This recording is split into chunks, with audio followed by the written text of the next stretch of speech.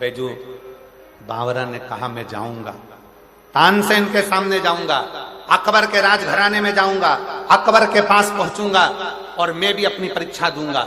मना नहीं है। आज बैजू बावरा तैयार होकर अकबर की सभा में पहुंच गया।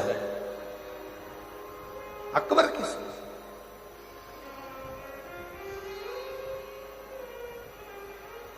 परीक्षा की घड़ी थी।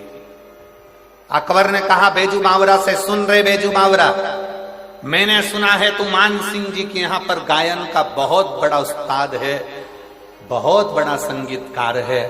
तो बैजू बावरा ने हाथ जोड़कर अकबर के सामने कहा कि मैं काय का बहुत बड़ा उस्ताद तो मेरा वहीं रह गया, वो कैलाश अधिपति, वो शंकर, वो शिवालय में रहने वाला मेरा शिव, वो रहा, वो उस्ताद, वो उस्ताद। बस मालूम है ना बैजू बावरा, जो हारेगा उसको मृत्यु दंड मिलेगा। मालूम है ना तेरे, जो हारेगा उसको मृत्यु दंड मिलेगा। मालूम है तुझको? हाँ मुझे मालूम, मुझे ज्ञात। तुझे ज्ञात है? हाँ मुझे ज्ञात। और शंभु शरणे मांगू घड़ी दुख काटो, दया करीन दर्शन हो। शंभु शरणे मांगू घड़ी रे दुख काटो, दया करीन दर्शन हो। दया करीन दर्शन। शंभु शरणे मांगू घड़ी रे दुख काटो, दया करीन दर्शन। तेरे को मालूम है ना? हाँ मुझे मालूम है। परीक्षा चालू हुई। एक तरफ तानसेन, दूसरी तरफ बैजू बावरा।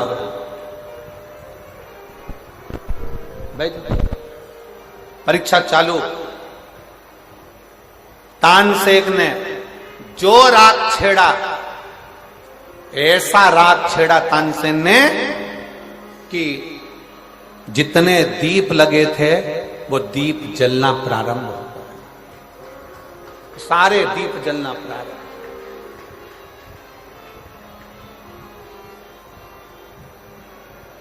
सारे अब जो दीप जलना प्रारंभ हुए तो दीप जलते जलते जलते जलते जलते जलते उस दीप को जलते राग में इतना बल था कि जितनी स्त्रियां कपड़े पहने थे, जितने पुरुष कपड़े पहने थे, उनमें भी आग लगना प्रारंभ हो गई। और जैसे ही आग लगना प्रारंभ हुई, तानसेन ने तो लगा दी आग। अब आई बारी बैजू बावरा की।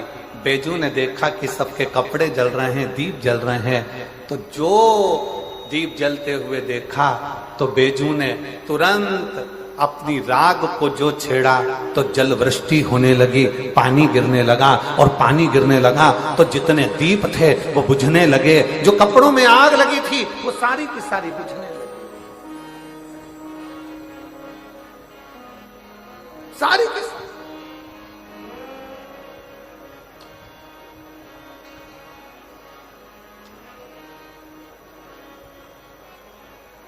कपड़ों में जो आग लग रही थी वो बुझना प्रारंभ हो गई।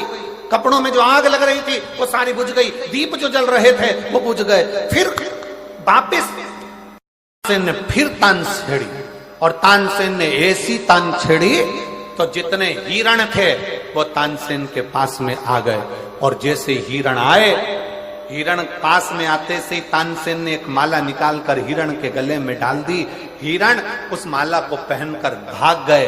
अब बेजू बावरा से कहा गया कि वो माला को वापस बुलाओ। जैसे बेजू बावरा ने अपनी राख छेड़ी, जो गए हुए हिरण थे वो वापस दौड़ कर आ गए और बेजू बावरा ने उनके गले से माला निकालकर अपने पास में रख ली, अपने पास में रख। अकबर देखकर आश्चर्य में पड़ गया।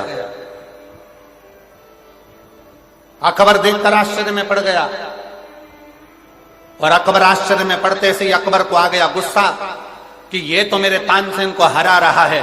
इतने में अकबर अपने सिंहासन पर बैठकर बेजू बावरा को कहने लगा, अरे बेजू बावरा, तुम हिंदू, तुम सनातनी पत्थर की पूजन करते हो। क्या पत्थर तुम्हारे पूजन करने से, पत्थर क्या तुम्हारे बोलने से पिघल सकता है? क्या पत्थर पिघल सकता है? जैसे ही बेजू बावरा को कहा, जैसे ही कहा, और बेजू बावरा ने राग मालकोस राग को जो गाया, जो बेजू बावरा ने जैसे ही राग मालकोस गाना प्रारंभ करा, क्योंकि तुरंत तानसेन के सामने बेजू बावरा से कहा गया, तुम सनातनी, तुम हिंदू पत्थर की पूजन करते हो। क्या पत्थर तुम्हारी बात सुनता है? क्या पत्थर तुम्हारे कहने से पिघलता है? क्या पत्थर पिघलेगा? बेजू बावरा ने कहा, पत्थर पिघला कर ही रहूंगा। और बेजू बावरा ने जो मालकोस राग गाना प्रारंभ करा, सामने देखा कि एक पत्थर अकबर ने सामने रख दिया। रखते से ही और जो बेजू बावरा ने भगवान शिव का नाम लेकर गाना प्रारंभ करा, पत्थर पिघलना प्रारंभ हो गया। पत्थर पूरा पानी की तरह हो गया।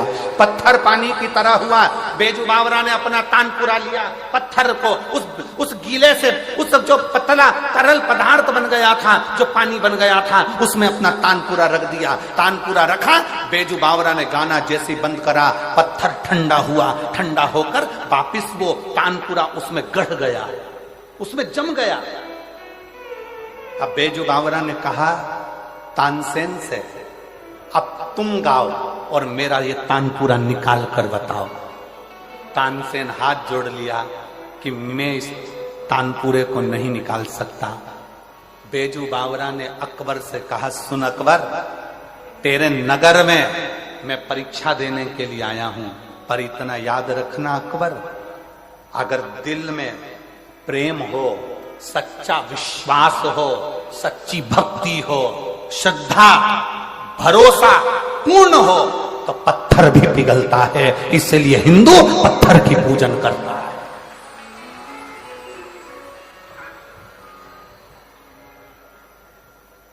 पुकारने वाला अगर हो, दिल से अगर पुकारा जाए, प्रेम से अगर पुकारा जाए, श्रद्धा से अगर पुकारा जाए, तो पत्थर भी पिघलता है। इसलिए हिंदू पत्थर की पूजन करता है। क्यों?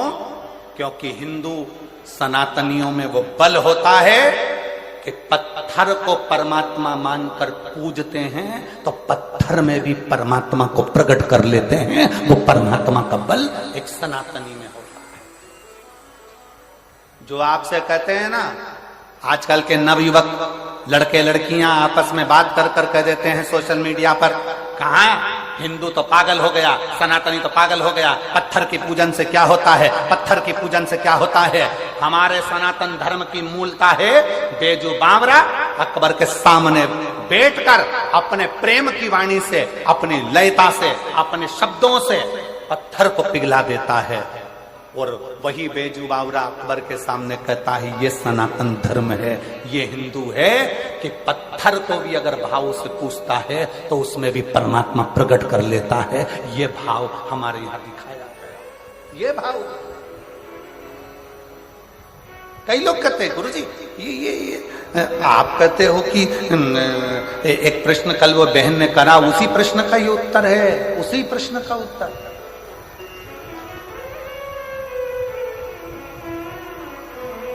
कि सबके हृदय में शिव है, सबके हृदय में भगवान है, तो फिर भगवान दुख क्यों देता है? क्योंकि हमारी भक्ति हम प्रकट नहीं कर पाते। हमारा विश्वास हम प्रकट नहीं कर पाते, हमारी श्रद्धा हम प्रकट नहीं कर पाते। भगवान तुम्हारे छल से कभी प्रसन्न नहीं हुआ, भगवान तुम्हारे दिखावे से कभी प्रसन्न नहीं हुआ, भगवान तुम्हारे कपट से कभी प्रसन्न नहीं हुआ।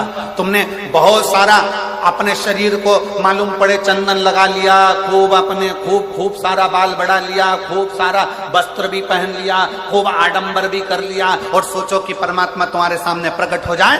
परमात्मा प्रकट नहीं होता। परमात्मा को प्रकट करने के लिए निर्मल मन सो मोहि पावा, मोहि छल छिद्र कपट ना भावा। तुम्हारा नूतन मन होगा, हृदय होगा, तो परमात्मा प्रकट हो सकता है,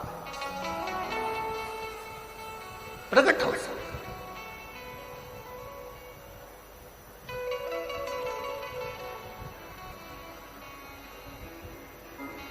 वो कहते हैं ना, आहूं में असर होगा,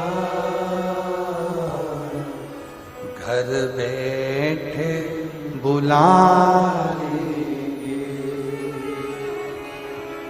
आहूं में असर होगा,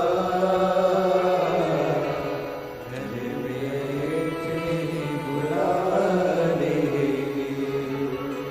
तुम रूठे रहो भोले,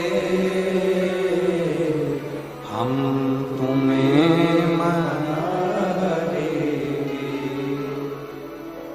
मेरी जीजियों, मेरे जीजाओं, मेरी बेटियों, मेरे बेटाओं, मेरी माताओं, मेरे भाई, मेरी बहन, मेरे बांधव, अपने हृदय में एक बात संजो कर रखना। तुमसे लोग कहें कि एक लोटा जल चढ़ाने से होगा क्या, एक लोटा जल शंकर के मंदिर में चढ़ाने से होगा क्या, क्या होगा? आप एक बार एक लोटा जल लेकर शंकर के मंदिर में विश्वास लेकर जाओ। वो लोटा का जल नहीं है, वो हमारा विश्वास है कि मेरा दुख मेरा महादेव काटेगा। वो एक लोटा जल नहीं है, वो हमारी सच्ची श्रद्धा है कि मेरा भोलेनाथ मेरे दुख को काटेगा। वो एक लोटा जल नहीं है, वो आपका शुद्ध भाव है। क्यों? क्योंकि हमारे पास देने के लिए, भगवान को देने के लिए कुछ भी नहीं है, कुछ भी नहीं। हम क्या दे सकते हैं महादेव को? हम क्या प्रदान कर सकते हैं भगवान शंकर को? हम क्या दे सकते हैं भगवान देवादिदेव महादेव को? हमारे पास देने के लिए कुछ भी नहीं। हमारे पास देने के लिए अगर कुछ है, हमारे पास देने के लिए, ये टीवी के कारण हो रहा है, टीवी के कारण, हमारे पास देने के लिए अगर कुछ है तो वो केवल श्रद्धा, वो केवल विश्वास, वो केवल भरोसा, वो केवल दृढ़ता। केवल श्रद्धा, केवल विश्वास, केवल दृढ़ता। दुनिया के लोग तुमसे कहें कि एक लोटा जल में क्या होगा, एक लोटा जल क्या है, एक लोटे जल में क्या रखा है, तुम कह देना वो एक लोटा जल नहीं है, वो हमारा विश्वास, वो हमारा भरोसा, वो हमारी दृढ़ता शिव के प्रति है। शिव के, शंकर। तुम कहते हो भोले हमें काशी प्यारी है, तुम कहते हो भोले हमें काशी प्यारी है, एक बार तो आ जाओ, एक बार तो आ जाओ, काशी भी बना दे, एक बार तो आ जाओ, काशी भी बना दे। तुम रूठे रहो भोले, हम तुम्हें मना आहूं में असर होगा, घर बैठे बुलाए। आहूं में असर होगा, घर बैठे बुलाए। यदि आहूं में असर है, पक्की श्रद्धा, पक्का विश्वास, पक्की दृढ़ता अगर तुम्हारे भीतर है, पक्की श्रद्धा, पक्का विश्वास, पक्की दृढ़ता यदि तुम्हारे भीतर है, तो ये मानकर चलना कि मेरा देव अधिदेव महादेव पत्थर में से भी प्रकट होकर तुम्हारे दुखड़े को काट सकता है। मेरा देव अधिदेव महादेव, मेरा शंकर, मेरा वो घड़गानी, मेरा शंभु, मेरा त्रिकालदर्शी, मेरा कैलाशी, मेरा अविनाशी, अगर विश्वास है तो पत्थर में से प्रकट होकर भी, सामने आकर भी वो आपके दुखड़े काट सकता है, वो आपके दुखड़े मिटा सकता है।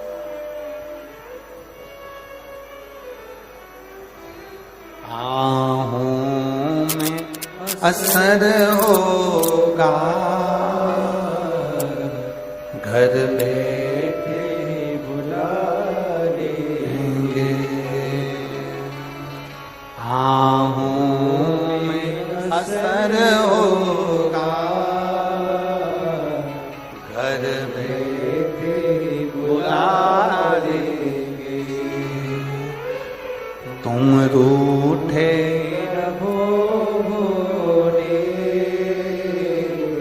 हम तुम्हें मना देंगे।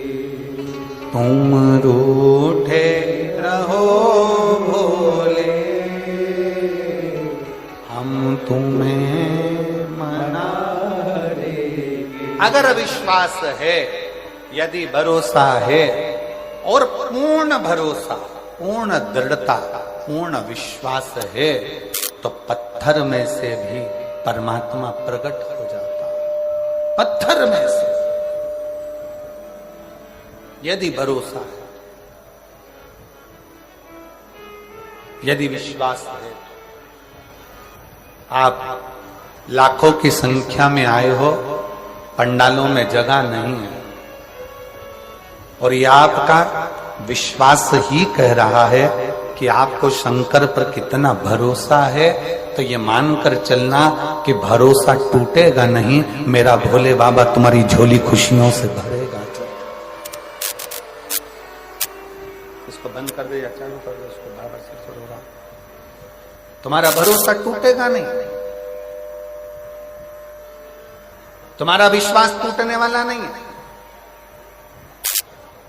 उसका पिला गिर रहा है ना, उसको वो विश्वास टूटेगा नहीं, वो भरोसा छूटेगा नहीं। आप उस भरोसे से भगवान को रिझाओ, तो भगवान को रिझाओ आप उस भरोसे से। और प्रेम जब अनंत हो गया, रोम रोम संत हो गया। प्रेम जब अनंत हो गया, रोम रोम संत हो गया। हमारा विश्वास, हमारी दृढ़ता, हमारा भरोसा जब पूर्ण होगा तो शिव मिलेगा। जिस बेटी ने ये प्रश्न किया था कि गुरुजी सबके भीतर शिव है, सबके अंदर भगवान महादेव समाहित है, सबके भीतर भगवान शंकर विराजमान है, तो फिर दुख क्यों आता है, तकलीफ क्यों आती है, कष्ट क्यों आता है, क्यों इतनी तकलीफें आती, क्यों दुख आता, क्यों कष्ट आता? कहा भक्ति की कमी है, भक्ति की, भक्ति की। भक्ति को दृढ़ करो। कौन कौन जाता है शिव जी के मंदिर में एक लोटा जल चढ़ाने? हाथ उठाओ जरा। जो जाते हैं शंकर के मंदिर, रखो, बहुत बड़ी, जाना चाहिए। बैजू बावरा शिव का उपासक जब अपनी भक्ति और दृढ़ता और विश्वास के साथ अकबर के महल में बैठकर गाता है तो पत्थर को पिघला देता है। आप अगर एक लोटा जल महादेव को विश्वास के साथ चढ़ा रहे हैं, भरोसे के साथ चढ़ा रहे हैं, तो यह मानकर चलना कि वो देव अधिदेव महादेव तुम्हारे लिए पिघल जाएगा और एक दिन तुम्हारे दरवाजे पर जरूर आ जाएगा। एक ना एक दिन तुम्हारे दरवाजे पर जरूर पहुंचेगा, वो तुम्हारी चौखट पर जरूर आएगा, जरूर पहुंचेगा, जरूर आएगा। अब दृढ़ता करिए, विश्वास,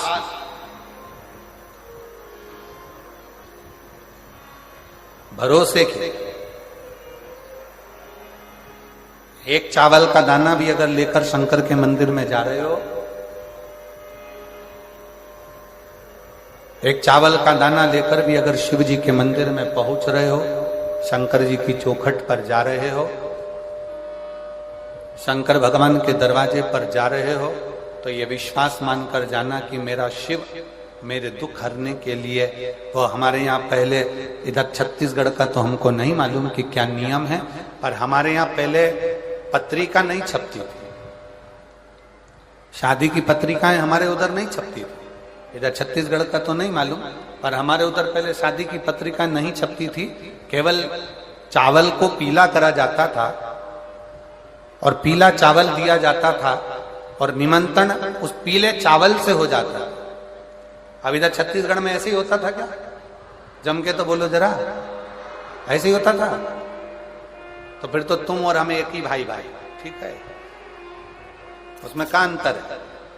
हमारे यहां पहले पत्रिका नहीं छपती थी, चावल को पीला करा, दे दिया निमंत्रण।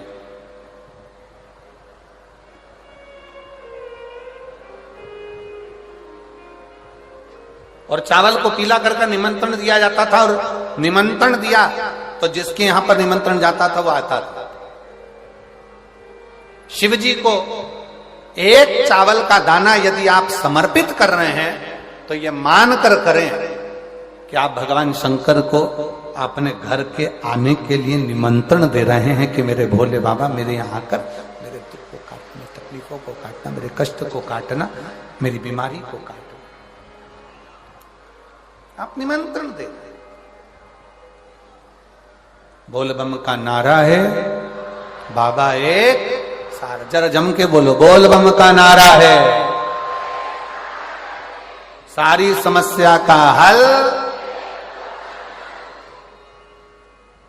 कोई लेट बनता है, कोई जल्दी बनता है, शिव को जल चढ़ाने वाला एक दिन से जरूर बनता है। शिव शिव है, शंकर शंकर।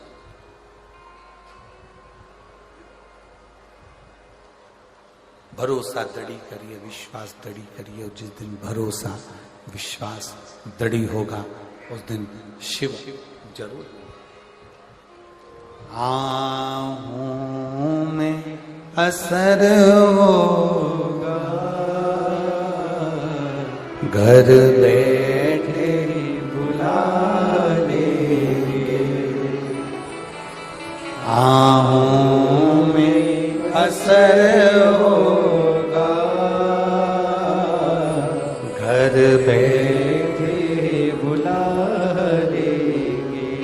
तुम कहते हो भोले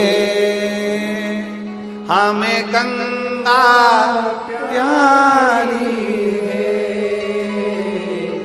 तुम कहते हो भोले हमें गंगा प्यारी है, तुम कहते हो भोले हमें गंगा प्यारी है, तुम कहते हो भोले। प्रेशर बढ़ाओ सुर का, प्रेशर। गंगा प्यारी है, एक बार तो आ जाओ, गंगा से मिला देंगे। हमारे बीच में छत्तीसगढ़ शासन के माननीय मुख्यमंत्री जी श्री विष्णुदेव साय जी पधारे हैं। एक बार जोरदार ताली बजाकर उनका स्वागत, वंदन, अभिनंदन।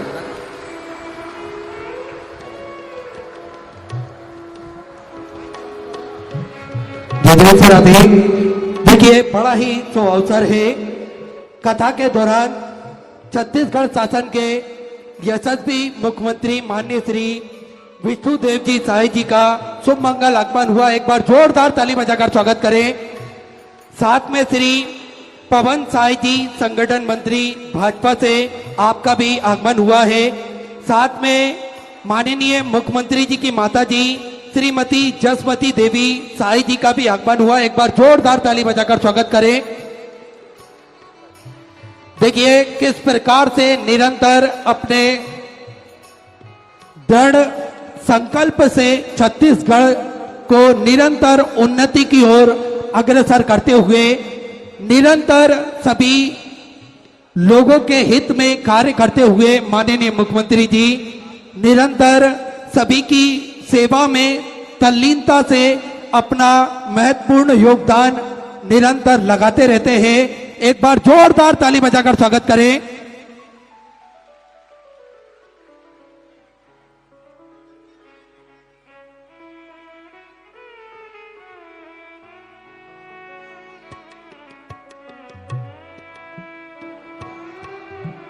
स्वागत का क्रम यह चल रहा है। व्यासपीठ की पूजन के बाद में पूजन के ठीक दौरान हम सभी माननीय मुख्यमंत्री जी का उद्बोधन भी श्रवण करेंगे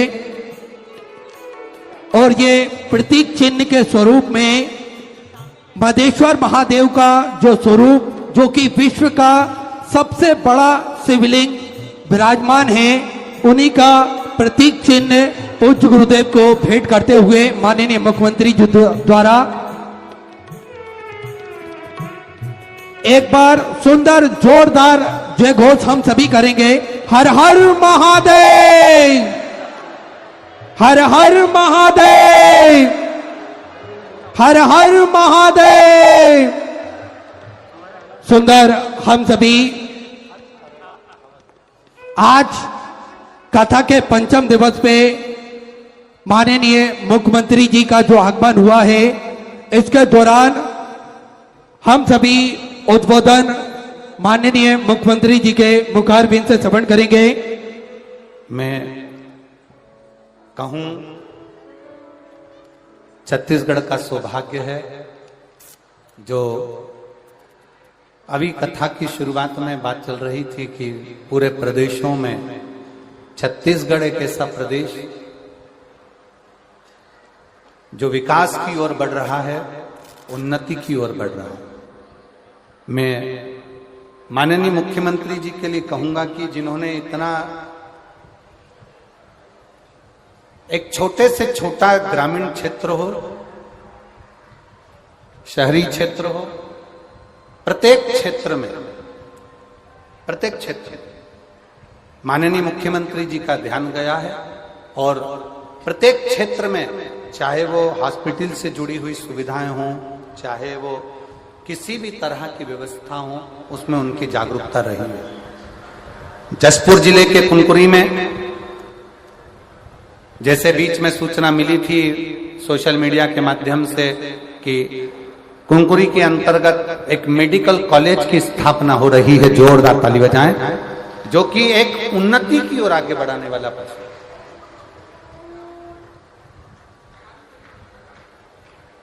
और एक और जहां लोग जसपुर में कहा करते थे कि ये बड़ा वो बड़ा, हमने कहा सब भोलेनाथ के चरणों में पड़ा।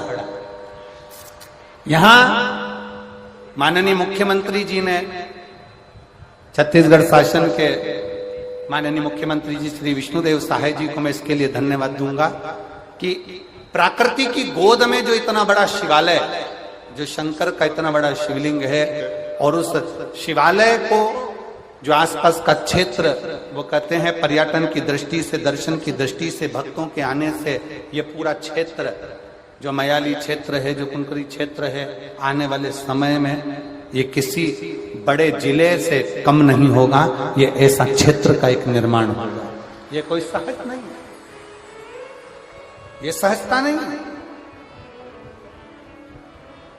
मैं आमंत्रित कर रहा हूं माननीय मुख्यमंत्री जी को अपने सुंदर 2 शब्दों के उद्बोधन में, जो इतने शिव भक्त लाखों की संख्या में ऐसे आनंद के साथ यहां पधारे हैं, और छत्तीसगढ़ शासन की ओर से आप आज कथा के 5वें दिवस में पधारे। सनातन धर्म की ध्वजा को आप मजबूत कर रहे हैं, और संपूर्ण सनातनियों में एक जागरूकता, एक ऊर्जा, एक एनर्जी आपके माध्यम से मिल रही है। तो मैं माननीय मुख्यमंत्री जी को आमंत्रित करूं कि छत्तीसगढ़ शासन के माननीय मुख्यमंत्री जी अपना उद्बोधन कुछ शब्दों में आप और हमको श्रवित कराएंगे। एक बार जोरदार ताली बजाकर उनका स्वागत अच्छी करतल ध्वनि के साथ में। हर हर।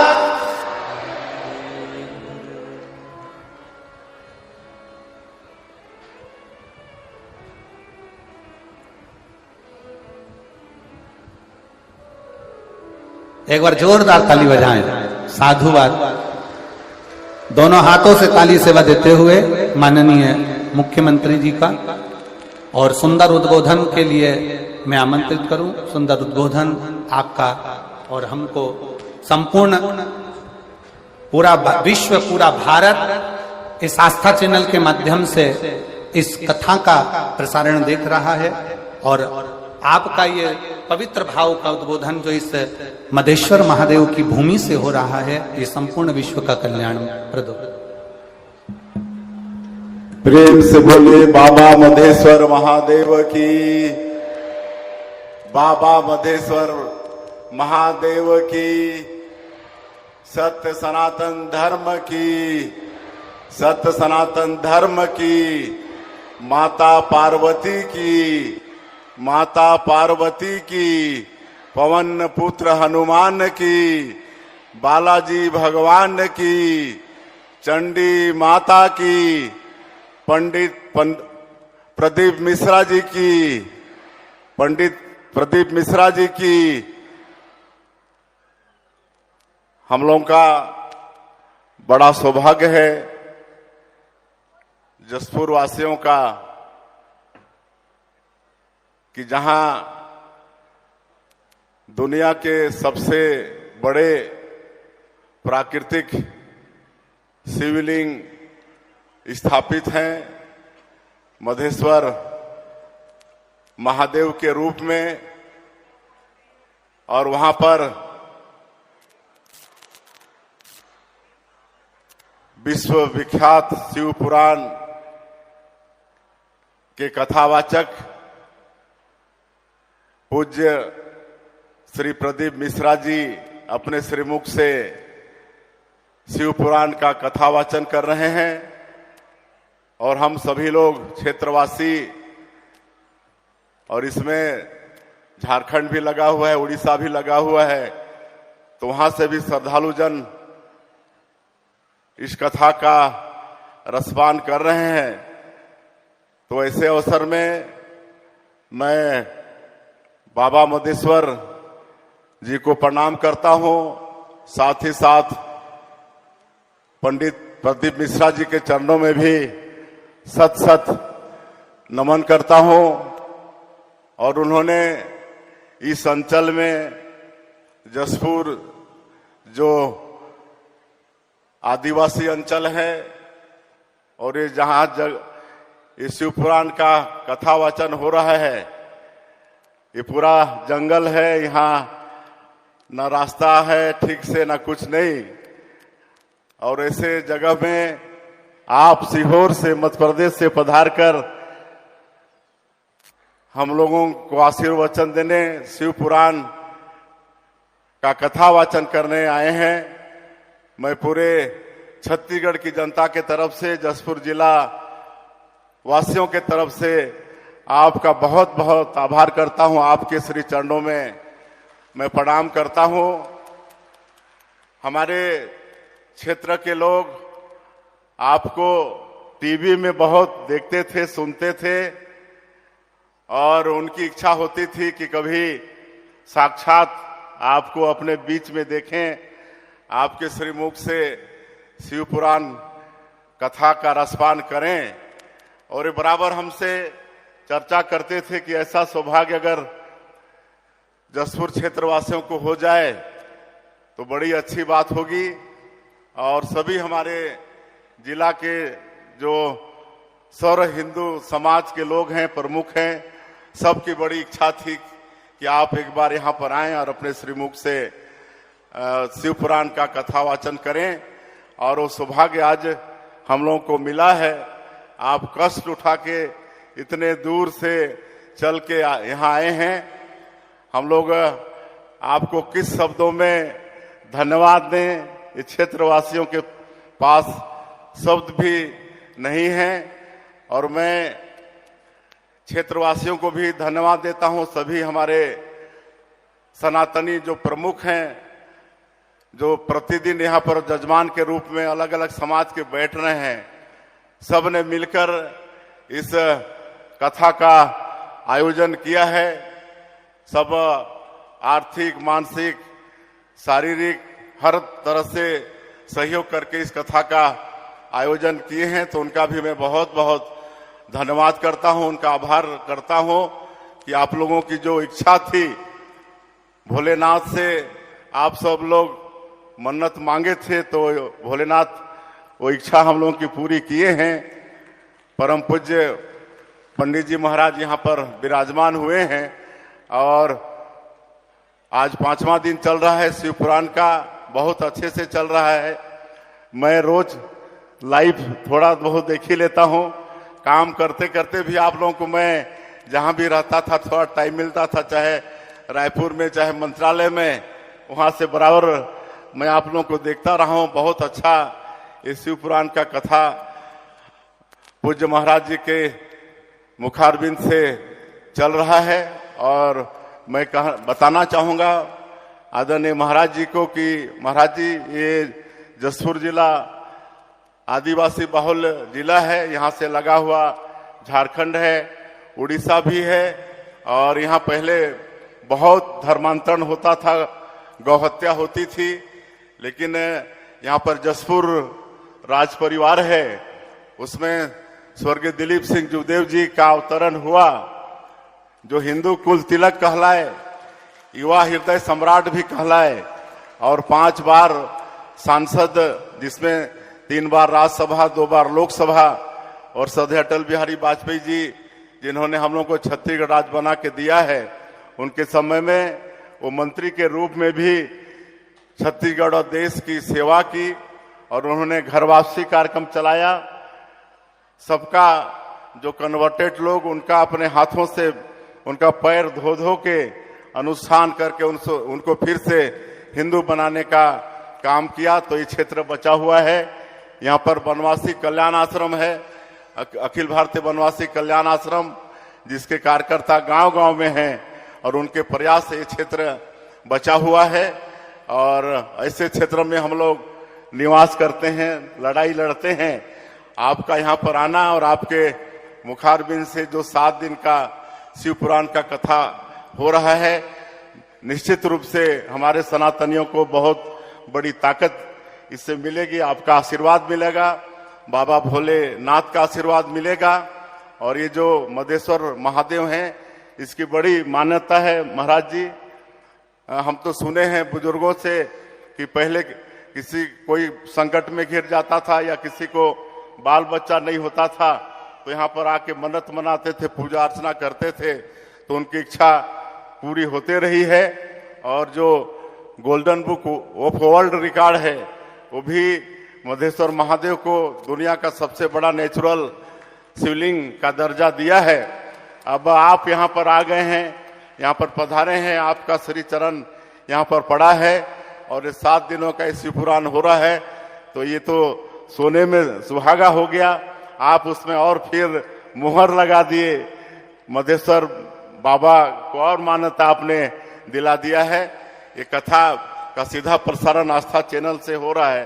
पूरे देश और दुनिया में बार बार मधेश्वर महादेव भी दिख रहे हैं, तो बहुत बड़ा लाभ हम लोग को यहाँ पर हो रहा है। और निश्चित रूप से आपके कथा से हमारे सनातनियों को बहुत बड़ा बल मिला है। क्योंकि आपका प्रवचन का भी हम लोगों को लाभ लेना है, इसलिए मैं ज्यादा नहीं बोलते हुए फिर से